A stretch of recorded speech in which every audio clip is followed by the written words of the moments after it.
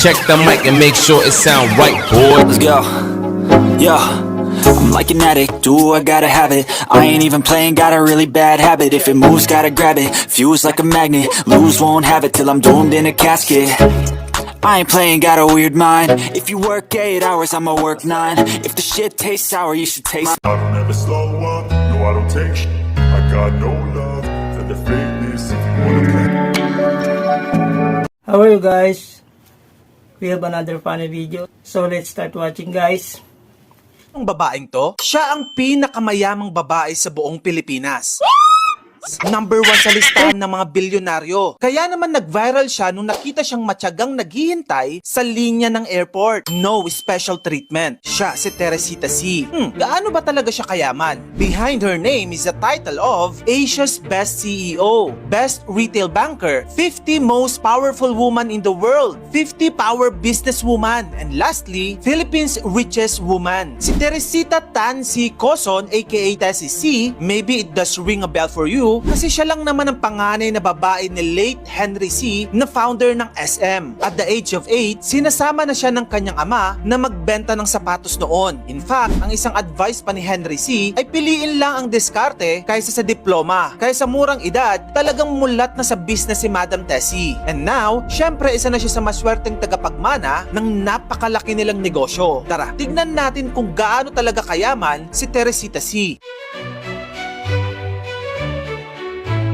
Well, here goes the list of her multiple business. Una, meron siyang SM Investment Corporation. Ang worth nito, 40.2 billion pesos. Ito ang unang negosyo na kanyang namana from her father since 1979. O, diba? First business pa lang big time na. Dahil if hindi mo pa alam, ang SM Investment Corporation ay ang Philippine largest publicly traded holding company, meaning marami itong hawak na kumpanya na kung saan sila ay nag-e-invest in terms of retails, banking, mining, even properties. Sunod naman ang BDO Unibank. Ang worth nito, 20.94 billion pesos. O, ito, hindi na naman biro dahil alam nyo naman na ang BDO ang pinakamalaking bangko sa Pilipinas in terms of total resources, capital loans, total deposits, and assets under management. Siya ang chairman nito simula pa noong 2010. And as you can see, patuloy pa rin ang mga tumatangkilik sa serbisyo ng BDO, kaya naman hindi nakapagtataka na ang BDO ay worth 20.94 billion pesos na as of June 2024. Sunod naman ang Bellevue Properties Incorporated. Ang worth nito ay 1.35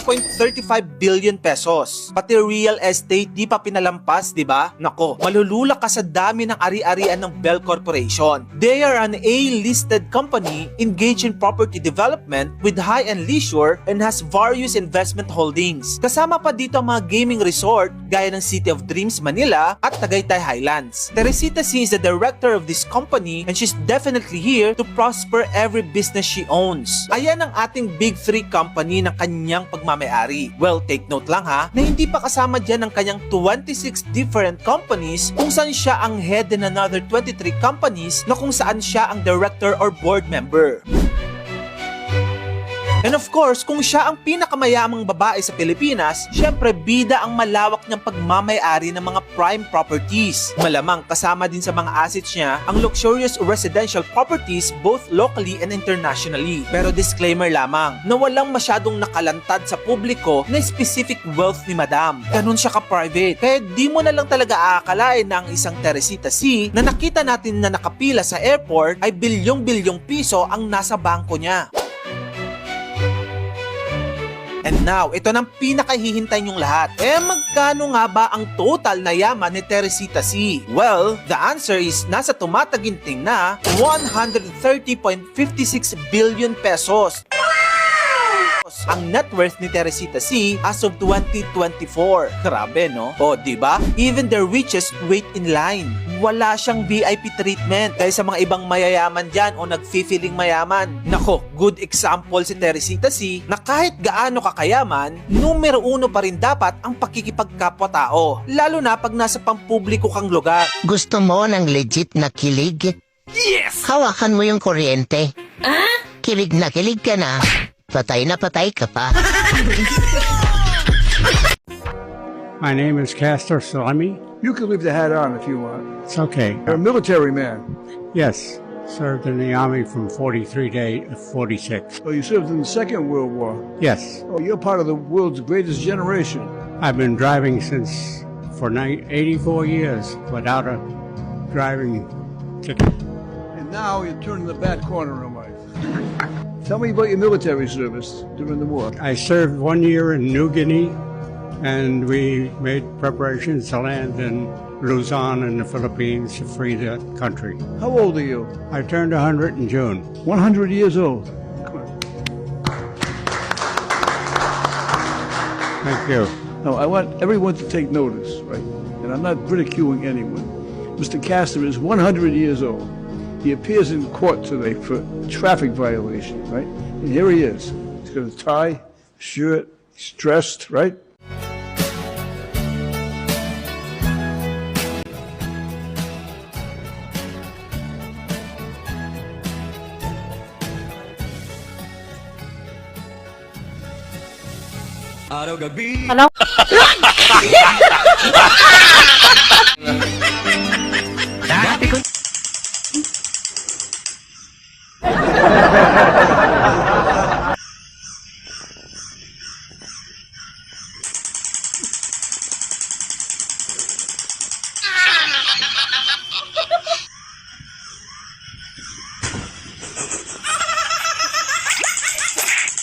Sino ang nagsabi ng salawikain na ang hindi marunong magmahal sa sariling wika ay daig pa sa bilasang isda? Ma'am? Uy, dali-dali naman yan eh. Si Berta nagtitinda ng isda sa palengke. Anong pangalan mo? Jose Rizal. No, ma'am. Si Aling Berta na nagtitinda ng isda sa palengke ang nagsabi sa akin na si Jose Rizal ang nagsabi niyan. Alam niyo guys, sa milyong hapon sa Japan or sa mundo, napili ko pa talaga yung walang sense of humor. Yung napaka-boring talaga. As in, pag nagbiro ka, isipin niya may salty ka sa utak. Hindi mo mabiro. Napaka-seryosong tao na wala sa lugar na. Feeling ko talaga tumatanda ako ng mabilis. No? Feeling ko nagkaka-wrinkles na ako. Nawala na yung pagka-blooming ko sa sobrang boring. As in, wala nang skinship. As in, wala na lahat. Pati yung usap, wala na rin. Magkasama sa bahay pero hiwalay kumain. Parang roommate na lang kami. Diba? Siyempre, 35 pa lang ako. Tapos pag biniro mo, parang titingnan ka lang masama, tapos sasabihin niya para kang tanga. Alam mo na mga Pinay, di ba, makwela, mahilig tayo magbiro kasi ayun yung nag-add ng spice sa relationship. Pero siya, pag piniro mo, o kunwari gulat-gulatin mo lang ng konti, alam ba, seryoso, away na. Isang beses, basta matagal na yun. Nagbiro lang naman ako, dalawa lang naman kami sa bahay. Bigla ko lang binaba yung short niya. Alam niyo ba guys, tingin niya sa akin masamang babae na or tingin niya sa akin ay tanga, crazy. Ganon. Sinaunang hapon. Sa dami-dami ng hapon sa mundo, dito pa ako napunta. Siguro karma ko to dun sa mga taong hindi ko pinahalagan dati. Nung mga bata-bata pa ako. Alam, sobrang choosy. Choosy, tapos napunta tayo sa maling lolo. Excuse me, is this your car? Yeah, You know, you're blocking the entrance. don't worry about it. It's not a problem. Well, it's a problem for me, which means it's a problem for you, because I'm a cop. So am I. Oh, okay, so you're a cop, which means you can park anywhere. Because I know that, because I'm a cop too. So, all right, keep up the good work. 10-4. Hey, wait a second. So wait, what precinct are you with? I'm with the 57th. Oh, I know a guy in homicide up there. I'm in Vice. Yeah, in fact, I'm undercover right now. I'm a whore. Who else is in Vice up there? Do you know, Sipowicz? Wow, well, tell Sipowicz I'm real sorry for his loss. I sure will. Take care. Hey, by the way, I'm sure Sipowicz is gonna be all right. I heard that kid from Silver Spoons is really good. And where'd you find my badge? Oh!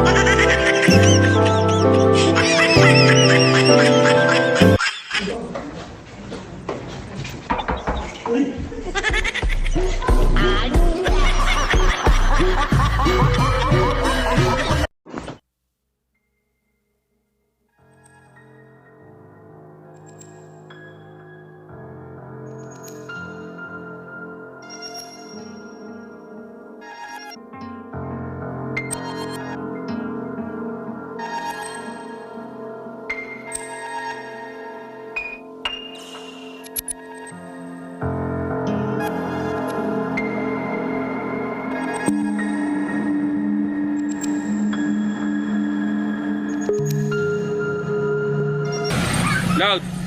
Loud! Uy! Alam?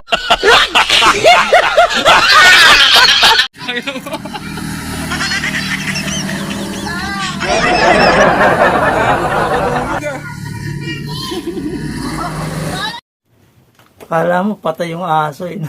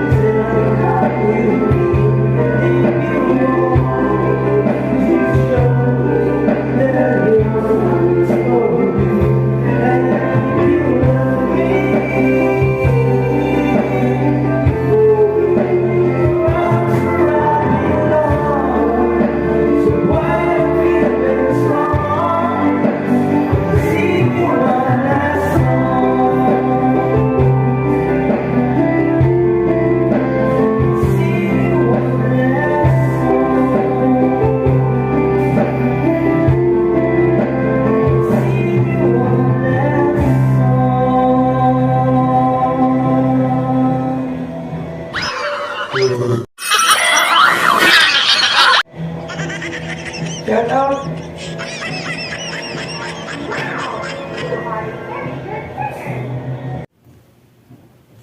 So this is Senyor Busabos nagsabing thank you so much sa mga nanood. Take care and God bless us all. Thank you so much mga idol.